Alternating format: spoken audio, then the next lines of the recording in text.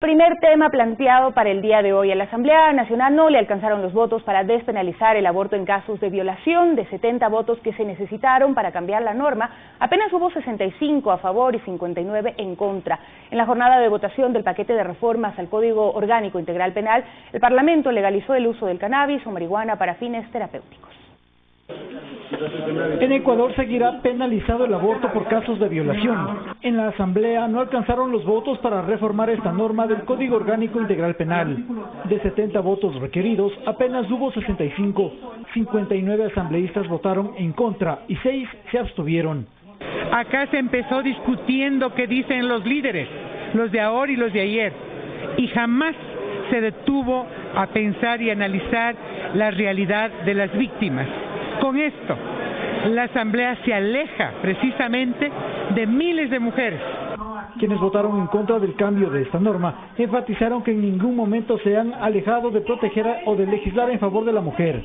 No existe ninguna mujer violada presa por aborto, por violación en el Ecuador. En esta jornada el Pleno Parlamentario aprobó con 83 votos el uso medicinal y terapéutico del cannabis y demás disposiciones en temas de lucha anticorrupción.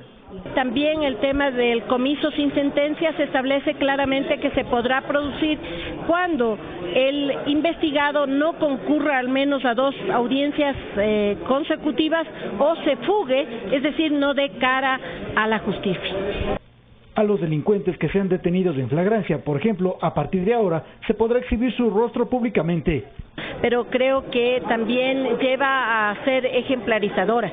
Entonces, en ese sentido, también ha sido aprobada.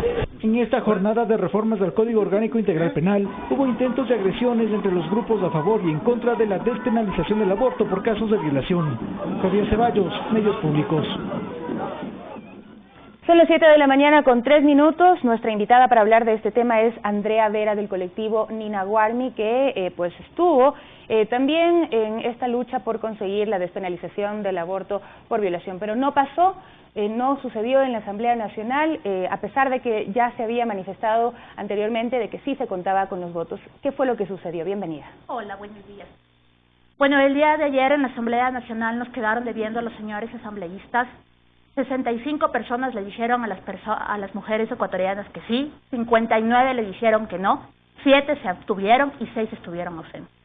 Esto significa que a nosotros, las personas que les damos el voto, no les interesa a las mujeres, no les interesa a las niñas. Quiero recalcar sobre todo las personas que estuvieron ausentes, que sabían que iban a estar ausentes y no les dio la gana de institucionalizar a su segundo asambleísta o a su asambleísta alterno para poder tener un debate y poder llegar a una votación consensuada. Pero de las personas que se habían comprometido a votar a favor de la despenalización. Sí, de las personas que se habían comprometido a votar, al último momento desistieron 2, se abstuvieron 7, como lo mencioné anteriormente, por presiones políticas de sus partidos políticos. ¿Quiénes son? Janine Cruz, en Cruz está, no estuvo tampoco María Mercedes Cuesta, María Mercedes Cuesta. Sí, María Mercedes Cuesta estaba en Miami con cita médica, pero eso no le quita, porque ella había abanderado esta lucha, habíamos contado con el voto de ella y no estuvo. El rato de los ratos, como siempre, sueltan la pelotita, pero no dan la cara a las mujeres ecuatorianas, y más que a las mujeres ecuatorianas, a las niñas de nuestro país, porque son a las niñas de nuestro país que le fallaron el día de ayer, no fueron a nosotros, a las niñas de nuestro país. ¿Qué sucede ahora, pues después de que no ha sido aprobada esta reforma al Código Orgánico Integral Penal? Bueno, el siguiente paso es la Corte Constitucional y llegar a las Cortes Interamericanas de los Derechos Humanos, considerando que la violencia entre la mujer está considerada como un tema de tortura. El tema de obligar a las niñas a ser madres es un crimen que está considerado como tortura. No existe en ninguna parte el salvemos las 2 vidas y el siguiente paso que nos queda es llegar a las Cortes Internacionales. Ahora, pasando por la Corte Constitucional. ¿Qué sucedió durante todo este debate en el caso del aborto o la despenalización del aborto por violación? ¿Hubo de pronto alguna confusión entre lo que se estaba discutiendo realmente en la Asamblea Nacional o se intentó confundir sobre la realidad que se estaba planteando a los legisladores? Yo creo que no hubo ninguna confusión porque los legisladores tuvieron todo el momento, en todo instante, el proyecto de ley. La responsabilidad de ellos era revisarlo, la responsabilidad de ellos era asesorarse. Entonces, confusión no hubo. Hubo que a los señores legisladores les sigue importando lo que dirá la gente, les sigue importando los actores políticos de antes y el peso político que puedan tener.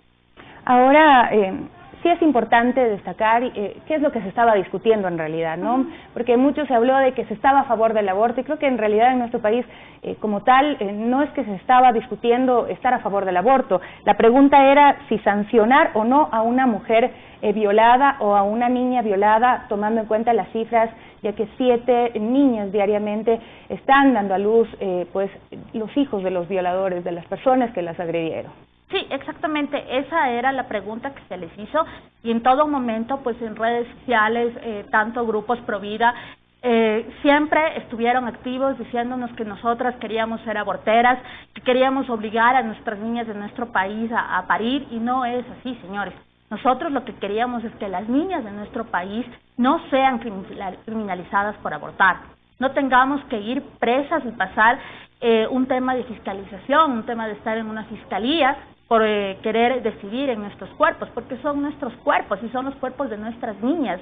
No podemos permitir que nuestras niñas tengan hijos de violadores, existen incestos. Lo que se manejó muchísimo desde los sectores pro vida, pues era aquello de que no existían mujeres presas por abortar, pero hay mujeres judicializadas. ¿Qué implica esto? Existen 300 mujeres judicializadas que han ido a centros médicos de salud, que ha soltado la alerta que está en un proceso de aborto y la han llamado a la fiscalía a judicializarla. Entonces, la mujer sigue teniendo un proceso en fiscalía, sigue siendo juzgada, sigue siendo criminalizada y victimizada.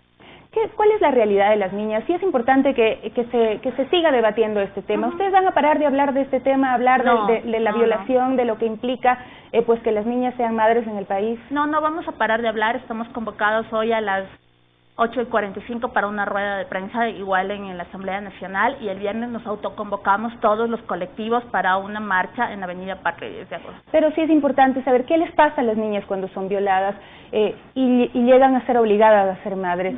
Digamos, una niña es violada, no se avisa inmediatamente a las autoridades, no tiene ni siquiera la oportunidad de que se pueda actuar inmediatamente para evitar ese embarazo. Lo que pasa es que la niña es violada y a la vez es ultrajada y es victimizada y es reprimida por su agresor y empiezan las amenazas. Entonces, ella es una niña de 10 años, es una niña de 7 años y le empieza el agresor le empieza a amenazar y le dice, si tú cuentas esto, le va a pasar esto a tu familia, le empieza a manipular psicológicamente. Por eso la alerta no salta inmediatamente, la alerta salta después de los 2 meses, cuando la niña empieza a tener cambios en su organismo, cuando empieza a tener cambios en su estado de ánimo y todo lo demás. Entonces, ahí es cuando la alerta salta, los padres se dan cuenta y se dan cuenta que la niña ha sido violada y que posiblemente está embarazada. Nosotros, pues, hay que decirlo, pasamos asombrados y nos indignamos con los casos que llegan de Oriente Medio cuando violan a una mujer y luego la obligan a casarse con su violador.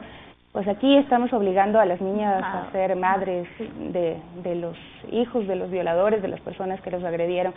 ¿Cómo cambiar esta percepción que tiene la ciudadanía acerca de el aborto o la despenalización del aborto por violación? Yo creo que en este momento existen foros de parte de todos los colectivos que hemos tratado de hablar y llegar a las personas para que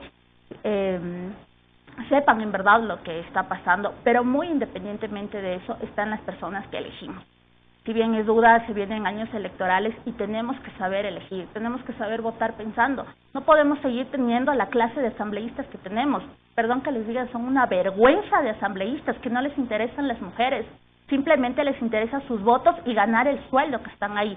Entonces tenemos que empezar por ahí, por hacer conciencia de quiénes nos van a representar, de quiénes van a hacer las leyes de nuestro país, quiénes van a sociabilizar las leyes de este país. Ahora, desde los grupos de mujeres, colectivos feministas que han estado pues luchando por que se despenalice el aborto por violación, ¿Qué responsabilidades se les va a exigir a aquellos asambleístas, a aquellos legisladores que han votado para que continúe la norma como está, pues sin mirar de frente a las niñas y a las mujeres que son sometidas a violación y a ser madres de forma obligada? Okay. Los asambleístas que votaron a favor nuestro, a favor de las mujeres, seguirán teniendo todos nuestros respaldos en redes sociales. Y los asambleístas que nos dijeron que no, porque no les importamos, esa es la realidad, no les importamos, pues los seguiremos condenando, ¿sí? Los vamos a condenar en las redes sociales porque no es justo lo que nos hicieron el día de ayer. No los hicieron a nosotros las mujeres, los hicieron a las niñas de nuestro país. Pero esto es suficiente porque ellos han hablado de salvar las 2 vidas. En todo caso, ¿cuál sería el proceso para que se responsabilicen por esas otras vidas que supuestamente están protegiendo? Yo creo que seguiría ampliar el debate y seguir el camino de la Corte Constitucional.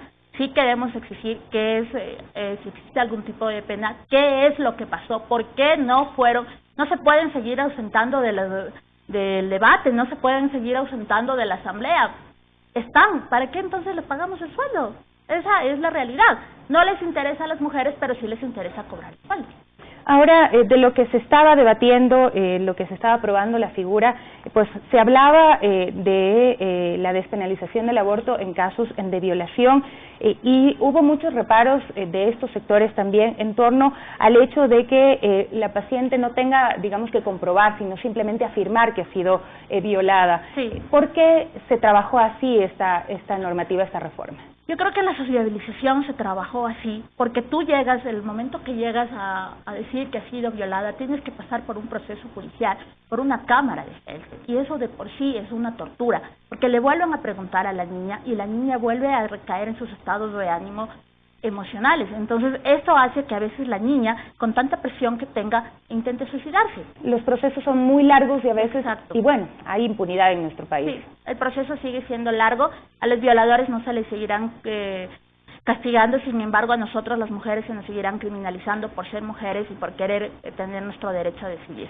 Hay cifras importantes, como ya lo habíamos dicho, de la Organización Mundial de la Salud, que dice que más de 21 millones de mujeres a nivel mundial experimentan algún tipo de aborto clandestino, inseguro, a raíz de los cuales más de 47,000 mujeres mueren cada año, principalmente en los países en vías de desarrollo, entre los que se encuentra nuestro país, que tiene, pues como ya lo decíamos, estos altos índices de niñas, de mujeres que son violadas diariamente. Estas denuncias se presentan a diario y pues realmente pues crean una preocupación sobre quienes sí están en realidad del lado de los derechos de las mujeres. ¿Qué sucederá? Pues el hecho de que no se haya despenalizado, ¿parará los abortos clandestinos? No, no va a parar. No va a parar los abortos clandestinos, seguirán habiendo más abortos clandestinos. Abortar es un proceso sumamente duro, es un proceso en el cual el médico muchas veces no le acompaña porque piensa que va a ser también judicializado y criminalizado. Entonces, lo que ayer hicieron la Asamblea Nacional es que sigamos las mujeres abortando clandestinamente. Y el 100% de ellas son pobres, según los datos Exacto. que había presentado desde la Defensoría del Pueblo. El 100% de ellas ni siquiera puede acceder al misoprostol, que es la pastilla abortiva, la pastilla del día después. Y esto implica complicaciones en su salud. Exacto. Y posiblemente la muerte. Ajá. Bueno, seguiremos entonces esperando a que en algún momento pues, se tomen en cuenta la realidad de las mujeres, de las niñas que pues son violadas en nuestro país. Se presentan muchísimas denuncias diariamente y pues muchas de ellas también son ignoradas por el sistema judicial y también por el sistema de salud en nuestro país. De todos modos, pues ahí están las voces que siguen hablando de este tema y esperamos que también se tomen en cuenta las voces de las víctimas. Al parecer esta vez no se escucharon. Nosotros